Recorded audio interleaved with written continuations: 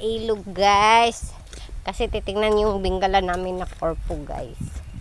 Corporation na mo guys.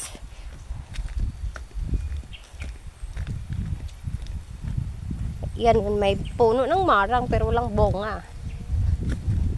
Yan guys. Super lucky yung banana guys oh.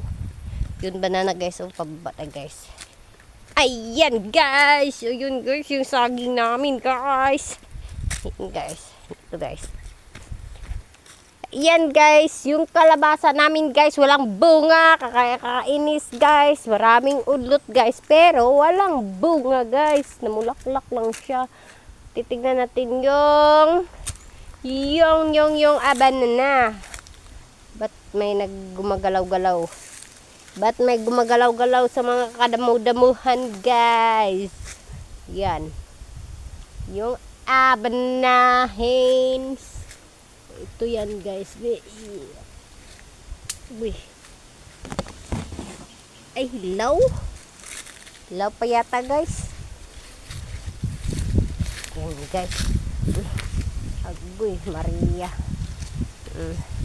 Survey tayo dito guys. Yung nagbasok ako dito guys. Tingnan nyo guys oh. Binasukan ko yung kamuting kahoy guys. Kasi pinaharvest na kasi yung mais dito. Yan, mais yung mga pangkal-pangkal yun guys. Yung yan yes, dito guys. Titingnan natin guys yung yan guys oh. Yan. Sakningan. Yan oh. Bakit nagaganon ang saging guys? Ayan. Hala. Nagagmay ang saging. Yan guys. Ito yung tinanim ko last first week sa December guys. Bingala dito guys. Bingala yun. Pero ito may saging pa dun sa dulo. Marami pa kasing saging sa dulo guys.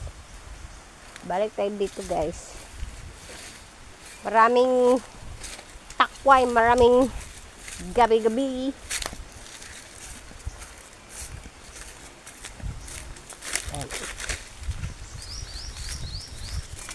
May puno nga kaming durian guys, pero walang bunga pa guys.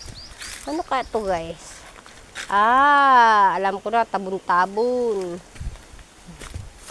Yan. Gabi. Udlot ng kalabasa. Yan guys. Tingnan nyo yung ilog guys oh. Yan guys.